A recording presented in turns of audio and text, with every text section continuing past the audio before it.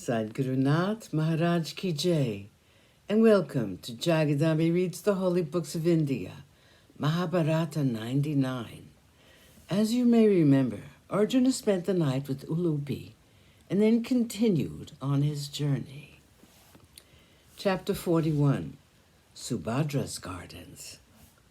When the sons of the Vrishni house were learning archery from Drona at Hastinapura, Arjuna's good friend had been Gada, the cousin of Krishna.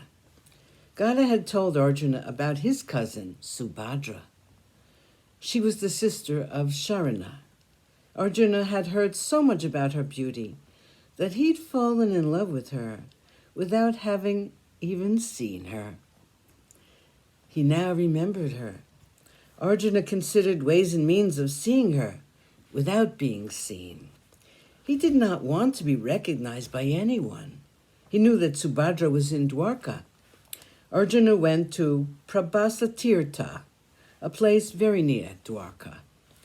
He had disguised himself as a yati, with a trident in his hand and with holy ashes covering his entire body, with garlands of Rudraksha on his neck and in his matted hair.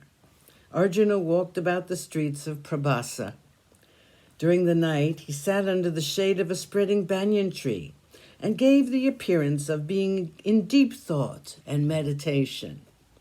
The thought of Krishna was uppermost in his mind. He wished that he would come to him for help. Suddenly, it began to rain. It was pouring down in torrents, and Arjuna was still sitting under the banyan tree. Krishna had already heard about the arrival of a sadhu at Prabhasa. From the description, he guessed that it must be Arjuna. It did not take him very long to guess the secret in the heart of his dearest friend. That night, he was spending with his favorite wife, Satyabhama. All of a sudden, he began to laugh loudly till tears ran down his cheeks. Satyabhama wanted to know why he was laughing. He continued laughing without saying anything. Finally, after some time, Krishna wiped his eyes and said, "My cousin Arjuna had left his city Indraprastha a few months back. He had been on a Tirtha Yatra. The yatra is almost over. Only 4 months are left. Now, with his heart filled with the image of my sister, Subhadra, he's come to Prabhasa. He has come in the guise of a yati. It is the thought of him sitting under the shade of a big banyan tree while this rain is pouring down in torrents that made me laugh so much now. I think it's but right that I should go to him now and welcome him to Dwarka." Krishna went in the pouring rain towards the banyan tree under which poor Arjuna was sitting. The meeting of the friends was very tender. Krishna asked him all about his wanderings.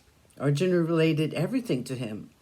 Krishna smiled slyly and said, "So these wanderings have had such a sobering effect on the great Pandava that he has renounced the world and taken to Kashaya?" Arjuna said, "My lord, you know how it is with me. You know the innermost thoughts in my heart. You know why I have put on this attire. You must help me to win the fair Subhadra." Krishna assured him that nothing would please him more than to see his dear sister as the wife of his dearest friend. He took him to the hill called Revataka and asked him to spend some time up there. Krishna returned to Dwarka. A few days elapsed. There was a feast on the top of the hill. The Vrishnis went to the hill to spend some time there. Arjuna was there without being seen by anyone. He watched them all passing by. He knew them all.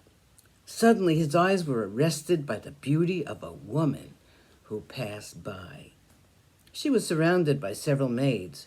Arjuna looked at her and his eyes expressed all the feelings in his heart. Sadhguru Nath Maharaj Ki Jai. Thank you for coming. I hope you come again.